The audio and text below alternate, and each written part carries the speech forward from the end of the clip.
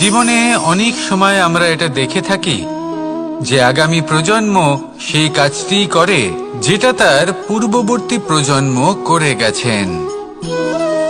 একটা উদাহরণ দিই, তাহলে দেখুন, একদিকে আছে মাতা পিতা যারা আজীবন সংঘর্ষ করেছেন ধন অর্জন করার জন্য। তারপর তারই সন্তান তার সাথেই লড়াই করে তার থেকে সমস্ত সম্পত্তি ছিনিয়ে নিল। তারপরে যত সময় অতিবাহিত হয় সেই সন্তানের সাথেও সেই একই ক্রিয়া ঘটতে থাকে। তার সন্তান তার সমস্ত সম্পত্তি ছিনিয়ে নেয়। তাহলে এমন কি সঞ্চয় করবেন যা পরবর্তী প্রজন্মকে দিয়ে যেতে পারেন সেই বিষয়ে ভাবুন।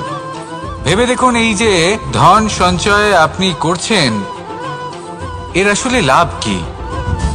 অবশ্যই আবশ্যক, কিন্তু এটাই কি শুধু সবথেকে গুরুত্বপূর্ণ বিষয় যেখানে আপনি জানেন যে আপনি এই সম্পত্তি ভোগ করতে পারবেন না, কারণ এই সমস্ত সম্পত্তি আপনাকে পরবর্তী প্রজন্মের হাতে সঁপে দিতে হবে। তাহলে ধন সঞ্চয় করুন, কিন্তু এমন একটা সম্পত্তি কেন সঞ্চয় করা উচিত নয় যার উপভোগও আপনি করতে পারবেন, পরবর্তী প্রজন্মকেও দিয়ে যেতে পারবেন, আর মতভেদও হবে না। এমন সম্পত্তি আছে, আর এই সম্পত্তি হলো প্রেম। যদি আপনার মনে কোনো কিছু সঞ্চয় করার বাসনা জেগে ওঠে, তাহলে প্রেম সঞ্চয় করুন। সেটা পরবর্তী প্রজন্মও পাবে এবং সেই প্রজন্ম ভবিষ্যতে ভালোবাসা ছড়াতে থাকবে। আর তখন এই মন সুপ্রসন্ন হয়ে বলবে, রাধা রাধা। মানুষ ভাবেন যে ধন অর্জন করা হলো অত্যন্ত গুরুত্বপূর্ণ। তিনি আজীবন ধন অর্জন করতে থাকেন, ধন অর্জন করার চেষ্টা করতে থাকেন। সে যাই হয়ে যাক না কেন, পরিশ্রম করতে থাকেন। স্বাস্থ্যের দিকে নজর দেন না, না উচিত সময় খাবার খান, না উচিত সময় ঘুমোতে যান, না পর্যাপ্ত সময় পর্যন্ত ঘুমন, কিছুই না। ধন অর্জন করতেই থাকেন, করতেই থাকেন। আর কিছু সময় পরে যখন তিনি অসংখ্য ধন লাভ করে ফেলেন, তখন তার সাথে ওনার শরীরে অনেক রোগ বাসা বাঁধে। এইসব রোগের উপচার করতে করতে সেই সমস্ত ধন যা উনি অর্জন করেছেন তা তিনি ব্যয় করে ফেলেন। শেষ পর্যন্ত কি হয়? আমরা যেভাবে এসেছি ঠিক সেইভাবেই ফিরে যাই, ধন এখানেই থেকে যায়। দেখুন, একটা অত্যন্ত গুরুত্বপূর্ণ কথা রয়েছে যে আপনার বোঝা উচিত। এই যে ধন, তার ব্যবহার করুন জীবনকে আরো ভালো করে তোলার জন্য। ধনের সদ্ব্যবহার করা উচিত, এমন যেন না হয় এই ধন আপনাকে ভোগ করে ফেলে। এই জীবনকে নিশ্চিত রূপে আরো শ্রেষ্ঠ করে তুলুন, কিন্তু এই ধন অর্জন করার এই প্রক্রিয়াতে নিজের সারা জীবনকে নষ্ট করে ফেলবেন না। এই জীবন উপভোগ করতে শিখুন, আর আমার সাথে ভালোবেসে বলুন, রাধা রাধা। কথায় আছে, অন্ধকারে প্রদীপ প্রজ্বলিত করলে চতুর্দিক আলোকিত হয়। কিন্তু যদি এই প্রদীপ আমি সূর্যের আলোর সম্মুখে সকালবেলায় প্রজ্বলিত করে রেখে দিই, তাহলে কি হবে?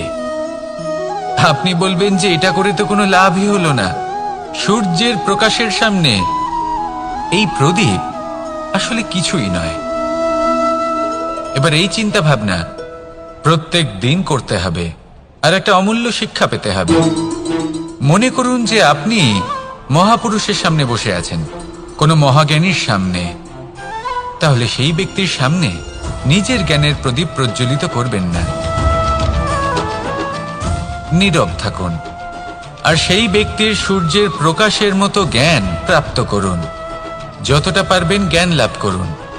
যদি এমন কোনো সময়, এমন কোনো স্থানে আপনি আছেন যেখানে চতুর্দিক অন্ধকার, কারোর কাছেই জ্ঞান নেই, সেখানে নিজের জ্ঞানের প্রদীপ প্রজ্বলিত করুন। এমন করলে দুদিক থেকেই আপনার লাভ হবে। আপনার জ্ঞান প্রাপ্তিও হবে, আর জ্ঞানের সঠিক প্রয়োগও করতে পারবেন। আর এই মন প্রসন্ন হয়ে বলবে, রাধা রাধা। মানুষের মধ্যে একটা বিচিত্র প্রবৃত্তি থাকে, অন্য সকলের বিষয়ে, তাদের জীবনের বিষয়ে, তাদের ব্যক্তিত্বের বিষয়ে, তাদের ভবিষ্যতের বিষয়ে অনুমান করা। এটা হলো অনুচিত।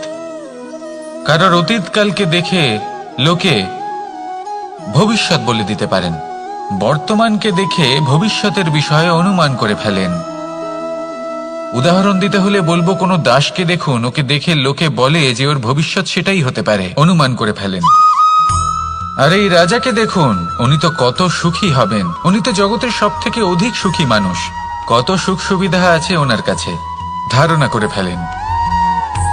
তবে সত্য তো এটাই যে কারোর ব্যক্তিত্বের বিষয়ে, তাদের ভবিষ্যতের বিষয়ে আপনি পূর্ণ সত্য কখনোই বলতে পারবেন না, শুধু অনুমান করতে পারবেন।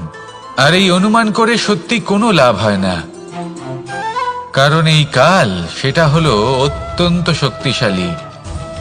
কালো থেকে কালোতর কয়লাকেও হিরেতে পরিণত করতে পারে, অনেক বড় বড় রাজাকেও বিদূষক বানিয়ে ফেলতে পারে এক মুহূর্তেই।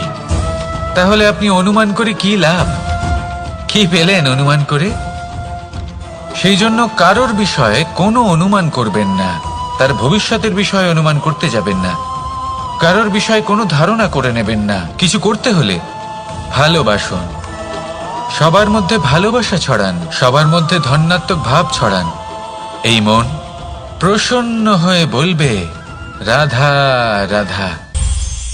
কেউ বলে জীবন খুব ক্ষণস্থায়ী, কেউ বলে জীবন হলো একটা সুন্দর স্বপ্নের মতো, আবার কেউ বলবে জীবন হলো এক কঠোর সত্য। কিন্তু জীবন আসলে কি? জীবন হলো আপনারই প্রতিবিম্ব, একটা দর্পণ। অর্থাৎ আপনি জীবনকে সেইভাবেই পাবেন যেরকম আপনি নিজেকে প্রতিপন্ন করবেন। যদি আপনি দর্পণের দিকে তাকিয়ে হাসেন, তাহলে আপনি সামনে হাসিমুখী দেখতে পাবেন। এবার যদি আপনি গম্ভীর হয়ে থাকেন, তাহলে আপনি একজন রুষ্ট ব্যক্তি দেখতে পাবেন। শেষে সবথেকে বেশি গুরুত্বপূর্ণ হলো আপনার চেষ্টা। আপনাকে সবসময় চেষ্টা করতে হবে যাতে আপনি নিজেকে প্রসন্ন এবং ইতিবাচক মনোভাবে রাখেন। এটা হলো আপনারই উত্তরদায়িত্ব, তাকে পালন করুন। এই মনকে প্রসন্ন রাখুন, এই সংসারকে সুন্দর বলে মনে হবে। আর এই মন প্রসন্ন হয়ে বলবে রাধা রাধা। মানুষের একটি সমস্যা আছে যে মানুষ সাফল্যকে মাপতে থাকেন, লক্ষ্যপ্রাপ্তিকে মাপতে থাকেন এবং তার তুলনা করতে।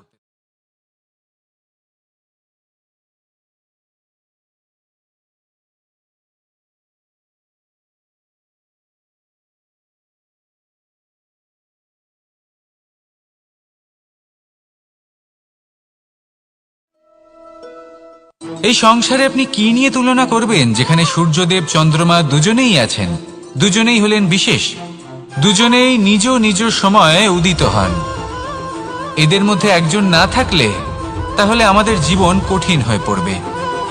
ঠিক সেইভাবেই আপনি যদি একটা বড় রেখা অঙ্কন করেন, তাহলে অন্য রেখাটি ছোট হয়ে পড়ে না, সে তেমনই থাকে যেমনটা সে ছিল। আপনার অস্তিত্ব কখনো ছোট বা বড় হতে পারে না, শুধু তুলনা করার জন্য আপনার এটা মনে হতে পারে। যদি আপনি যুদ্ধ করতে চান, আপনার তলোয়ারের প্রয়োজন পড়বে। যদি বস্ত্র তৈরি করতে চান, এত বড় তলোয়ার দিয়ে কিছুই হবে না, তখন প্রয়োজন পড়বে একটা ছোট্ট সূচের। তাই তুলনা করবেন না, না নিজেকে ছোট মনে করবেন, না অন্য কাউকে। সবার সাথে সহযোগিতা করুন, আর যদি তুলনা করতেই হয় নিজের সাথে করুন, যে কাল আমি কেমন ব্যক্তি ছিলাম, আজ কি তার থেকে শ্রেষ্ঠ হয়ে উঠতে পেরেছি। ভেবে দেখুন ভবিষ্যতে গিয়ে আপনি কতটা শ্রেষ্ঠ ব্যক্তি হতে পারেন। আসুন আমার সাথে ভালোবেসে বলুন রাধা রাধা। এই সংসারের সব থেকে গুরুত্বপূর্ণ তত্ত্ব কোনটা?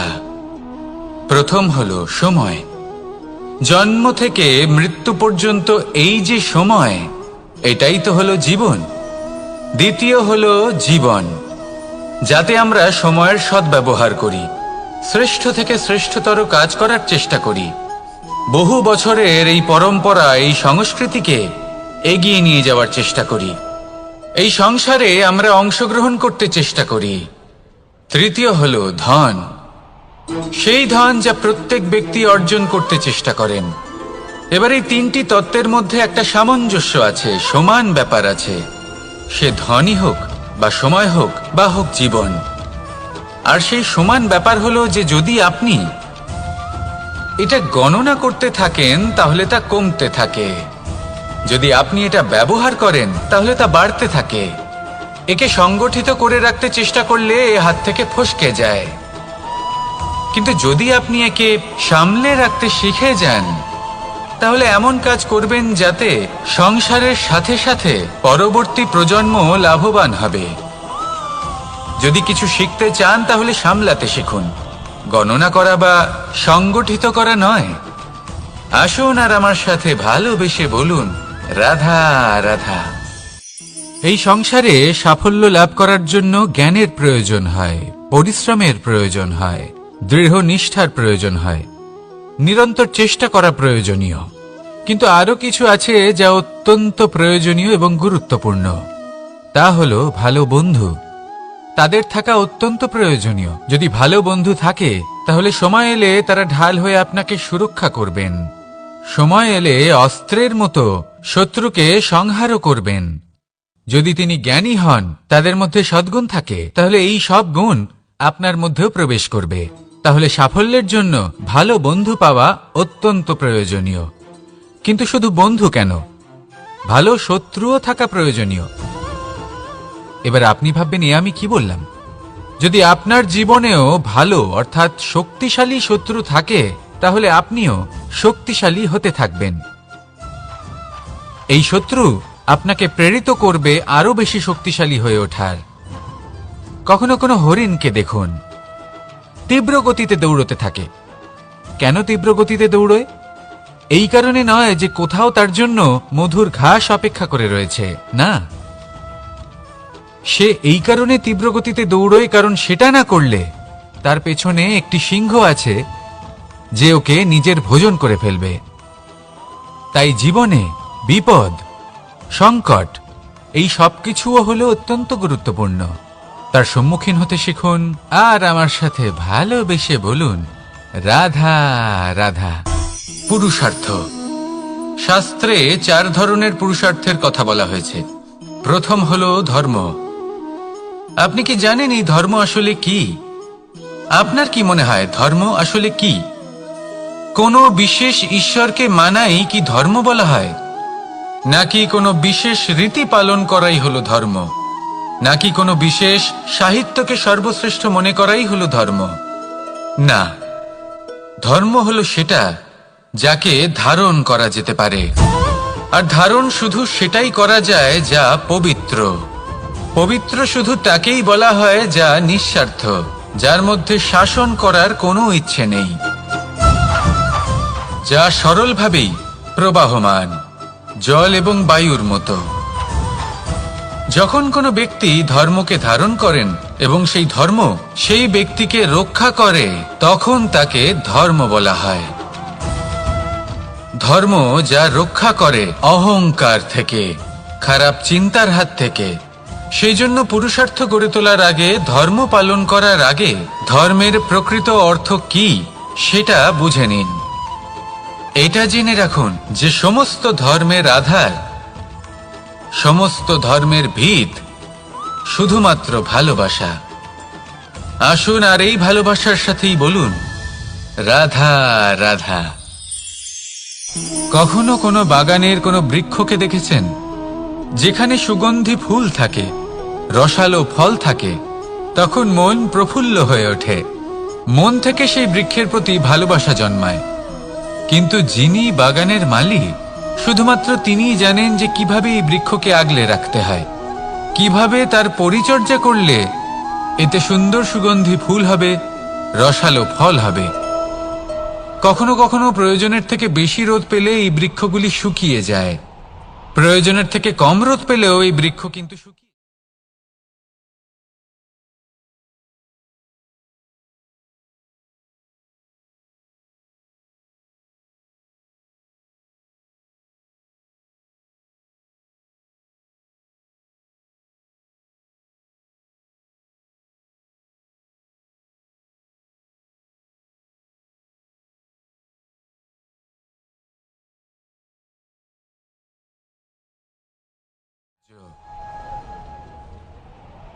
যদি বেশি প্রশংসা করা হয় তাহলেও এরা হারিয়ে যাবেন।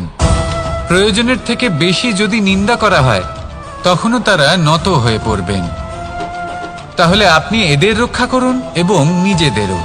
মনে রাখবেন একটা কথা, জেনে রাখুন কখন কোন নিন্দায় আপনি লজ্জিত হবেন না, আর কখন কোন প্রশংসার দ্বারা নিজের মধ্যে অহংবোধ জাগ্রত করবেন না। এই মন সুপ্রসন্ন হয়ে বলবে, রাধা রাধা। এই সাগর কত বিশাল আকার, কখনো শান্ত কখনো উত্তাল, কিন্তু এই সাগরকে এত মহান কে করে তুলল? জল। এবার এই জলের যাত্রা দেখুন, সেটা কতটা কঠিন। এই জল সাগরে থাকে, সূর্য ওকে এতটা উত্তপ্ত করে তোলে যে এই জল নিজের অস্তিত্ব হারিয়ে ফেলে এবং বাষ্পে পরিণত হয়ে হাওয়ায় মিলিয়ে যায়। তারপরে আকাশে যায় আর নিজের অস্তিত্ব আবার হারিয়ে ফেলে, মেঘে পরিণত হয়। তারপর এই মেঘ কোথাও গিয়ে কোনো পর্বতে ধাক্কা খায়, তারপর আবার এই জল নিজের অস্তিত্ব হারায়। তারপরে বর্ষার রূপ ধারণ করে তা বর্ষিত হয়, বা কোনো পর্বতের চূড়ায় তার শিখরে বরফের রূপ ধারণ করে। তারপরে এই বর্ষা মাটির দিকে নিজের যাত্রা শুরু করে। এবার মাটিতে ঝরে পড়া এই বর্ষা স্রোতের আকার ধারণ করে এবং আস্তে আস্তে বইতে থাকে। এই নদীর আকার ধারণ করে এবং নদী রূপে বইতে বইতে পাথরে ধাক্কা খায় বা কোনো পর্বতে ধাক্কা খায়, আর তারপর এই নদী এসে সাগরে সমাহিত হয়ে যায়। নদীর এই জল আবারও নিজের অস্তিত্ব হারিয়ে ফেলে, কিন্তু এইবার সেই জল নিজেই সাগরে পরিণত হয়। এটা আমাদের সকলের জন্য একটা শিক্ষা যে এই সংসারে জীবন এবং সময়ের হলো এক অনন্ত যাত্রা। এই সংসারে যা কিছু আছে তার সূত্রপাত কোথাও একটা হবেই। সেই জন্য মৃত্যু এবং সমাপ্তির চিন্তা ত্যাগ করে দিন, আর যে সূত্রপাত আপনি লাভ করছেন তার আনন্দ উপভোগ করুন। ভেবে দেখুন আপনি কিভাবে শ্রেষ্ঠ কর্ম করতে পারেন যাতে এই সংসার এবং এই সমাজ এই দুইয়ের মঙ্গল সম্ভব। আসুন আমার সাথে ভালোবেসে বলুন, রাধা রাধা। একটি নৌকা বিশাল একটি সাগরে ভেসে চলে, কখনো যাত্রীদের বা কখনো বিশাল বস্তুকে নিজের সাথে বহন করে নিয়ে চলে, এক স্থান থেকে অন্য স্থানে পৌঁছে দেয়। এই নৌকা কখনো সাগরে আটকে পড়ে বা কখনো ডুবে যেতেও পারে, কিন্তু এই নৌকা তখন ডুবে যায় না যখন এর আশেপাশে অধিক মাত্রায় জল থাকে। এটা তখন ডুবে যায় যখন ও নিজের আশেপাশের থাকা জলকে নিজের ভেতরে প্রবেশ করতে দেয়। যখন আস্তে আস্তে এই জল প্রবেশ করতে থাকে, নৌকা ভারী হতে থাকে আর আস্তে আস্তে ডুবে যায়। এটা আমাদের কাছে একটা শিক্ষা। হতেই পারে আমাদের এই সংসারে, আমাদের জীবনে আশেপাশে অনেক বেশি মাত্রায় নেতিবাচক শক্তি থাকবে, ঈর্ষা থাকবে, বিদ্বেষ, ঘৃণা বা ভয় থাকবে, কিন্তু মনের এই নৌকা শুধু তখনই ডুববে যখন আপনি এই নেতিবাচক শক্তিকে নিজের ভেতরে প্রবেশ করতে দেবেন। মনে রাখবেন, এই নেতিবাচক শক্তিকে কখনো নিজের মনে প্রবেশ করতে দেবেন না। প্রবেশ করলেও তাহলে যেন সে সেখানে কোনো স্থান না পায়। শুধু এই বিষয়টা খেয়াল রাখলে আপনার মনের এই নৌকা জীবনের এই সাগরে সব সময় ভেসে থাকবে, আর এই মন প্রসন্ন হয়ে বলবে, রাধা রাধা।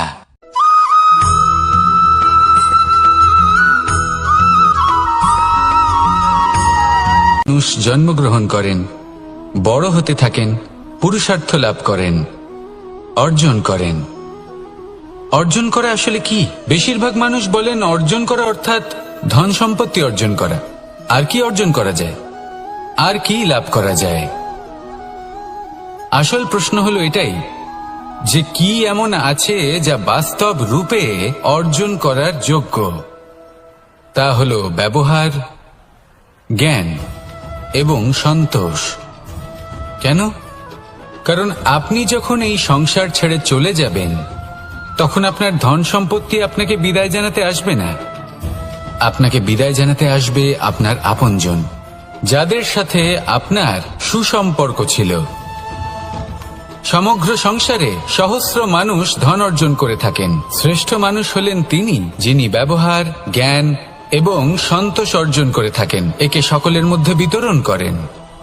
তাই এটাই করুন, আর আমার সাথে ভালোবেসে বলুন, রাধা রাধা।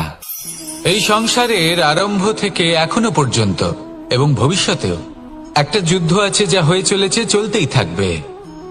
পাপ এবং পুণ্যের মধ্যে যুদ্ধ, সত্য এবং অসত্যের মধ্যে যুদ্ধ। এই যুদ্ধ চলেই আসছে, আর এই যুদ্ধে যারা লড়েন তাদের আমরা সবসময় জয় জয়কার করি। আর যারা এই জয় জয়কার করেন তাদের প্রত্যেকের একটা বিশেষ গুরুত্ব থাকে। যখনই কোনো যোদ্ধা যুদ্ধক্ষেত্রে ক্লান্ত হয়ে পড়ে, শক্তিহীন হয়ে পড়ে, তখন এরা জয় জয়কার করে, শঙ্খ বাজাতে থাকে, সেই যোদ্ধাকে অনুপ্রেরিত করে, শক্তি এবং সাহসে ভরিয়ে তোলে। আর তখন সেই যোদ্ধা সেই যুদ্ধকে এগিয়ে নিয়ে যেতে পারে। যখন শ্রীরাম লঙ্কা যাত্রা করার জন্য সেতু তৈরি করছিলেন, তখন একটা ছোট্ট মিষ্টি কাঠবিড়ালি নিজের মুখে মাটির টুকরো বয়ে নিয়ে গিয়ে তার সাধ্যমতো তাকে সাহায্য করছিল। শ্রীরাম দেখলেন এবং বললেন যে ও তো সবার মনোবল বৃদ্ধি করছে, সবাইকে প্রেরিত করছে। ও বলল যে আমি এত ছোট হয়েও যদি এই কাজ করতে পারি, তাহলে আপনারা সবাই কেন পারবেন না? এটাই হলো সেই সকলের মাহাত্ম্য, যারা জয় জয়কার করেন, অনুপ্রেরিত করেন, সাহস যোগান। ওনারা সেই ব্যক্তি যারা একজন যোদ্ধার মধ্যে যুদ্ধকে জয় করার শক্তি প্রদান করেন। আসুন আমার সাথে ভালোবেসে বলুন, রাধা রাধা। সংসারে আমাদের জীবনে যখন কোনো সুখ বা দুঃখ আসে, তার জন্য আমরা কাউকে না কাউকে অবশ্যই দায়ী করে থাকি, তাই না? এই ব্যক্তি আমাদের সাথে এরকম কাজ করেছেন, তাই আমার সাথে এমন হলো। ওই ব্যক্তি যদি এমনটা না করতেন, তাহলে আজ আমি ওই স্থানে পৌঁছতে পারতাম।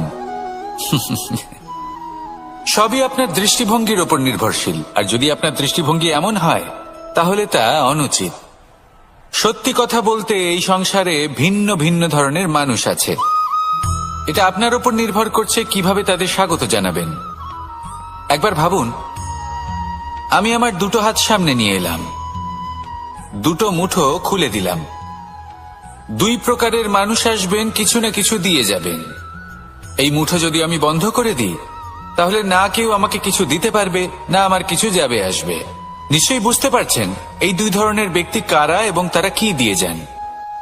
আমি যদি নিজের মুঠো খুলে দিই, তাহলে কিছু ভালো মানুষ আসবেন, আমাকে আনন্দ, সন্তুষ্টি, জ্ঞান প্রদান করে যাবেন, ভালো অভিজ্ঞতা দিয়ে যাবেন। কোনো খারাপ ব্যক্তি যদি আসেন, তাহলে তিনিও খারাপ অভিজ্ঞতা দেবেন, যার থেকে আমি শিক্ষা লাভ করব। এই সব কিছু আমি লাভ করতে পারি। মুঠো যদি বন্ধ করে রাখি, তাহলে আমি কিছুই পাবো না। দেখুন, এই সংসারে প্রত্যেকের জীবনে এইরকম, প্রত্যেকের জীবনে সবকিছুই আছে, ভালো খারাপ দুই মানুষই আছে, ভালো অভিজ্ঞতা আছে, খারাপ অভিজ্ঞতা আছে। নির্ভর করছে আপনার উপর যে আপনি কি করবেন, এনাদের স্বাগত কিভাবে জানাবেন, কার থেকে কি বুঝবেন, কি শিখতে পারবেন, আর কোন দৃষ্টিভঙ্গি নিয়ে অগ্রসর হবেন। এটাই নির্ধারণ করবে যে আপনার জীবন কেমন হবে। আসুন আমার সাথে ভালোবেসে বলুন, রাধা রাধা। এটা হলো একটা সাদা পাতা। এবার এতে আমি যাই লিখব, সেটাই এর অস্তিত্ব হবে। এতে আমি প্রেমের কিছু কথা লিখে একে প্রেম পত্র বানিয়ে তুলতে পারি। মাতা পিতার জন্য একটা শুভ সংবাদ লিখতে পারি। শত্রুর বিষয়ে সতর্ক করব বলে সেনাকে একটা সংবাদ লিখতে পারি। দ্বারকাবাসীর জন্য কোনো সংবাদ পাঠাতে পারি। যাই লিখব, এই পত্র সেটাই হয়ে উঠবে। সেই রকমই হলো আমাদের জীবন। আমরা যেমন কর্ম আমরা করব, আমাদের অস্তিত্ব এবং ব্যক্তিত্ব ঠিক তেমনই হয়ে উঠবে। যদি আপনি একটা অসাধারণ, উজ্জ্বল এবং সম্মানজনক জীবনযাপন করতে চান, তাহলে তার একটা রহস্য আপনাকে বলি। যেমন কথন হবে, কর্ম তেমন হবে। অর্থাৎ যতটুকু বলেছেন ততটুকুই করুন, আর যতটুকু করেছেন ততটুকুই বলুন। এই একটা নিয়ম যদি আপনারা পালন করেন, তাহলে এই সংসারের সমস্ত পণ্ডিত আপনাকে অবশ্যই সম্মান করবেন। তাহলে এটাই করুন, আর আমার সাথে ভালোবেসে বলুন, রাধা রাধা। কখনো কোনো পাখিকে দেখেছেন? যখন সে প্রথমবার উড়তে চেষ্টা করে, সে বাসা থেকে মাটিতে পড়ে যায়, কিন্তু সে হার মানে না। চেষ্টা করতে থাকে, করতেই থাকে, ডানা ঝাপটাতে থাকে, আর তারপর সে উড়তে শেখে। গোল শালগ্রাম শিলাকে দেখুন, পর্বত থেকে খসে পড়ে, ধাক্কা খায়, জলের প্রবাহ দ্বারা ঘর্ষিত হয়, তারপরে তা শালগ্রামে পরিণত হয়। ভেবে দেখুন, যদি কোনো পাখি প্রথমবার উড়তে গিয়ে এটা ভাবে যে না না, যদি আমি পড়ে যাই তবে, আমার যদি আঘাত লাগে তবে, আর যদি ভয়ের কারণে সে শুরুই না করতে পারে, চেষ্টাই না করে, তাহলে কি সে উড়তে শিখবে? কখনোই নয়। এটাই, এর দ্বারা ভয়ভীত হবেন না।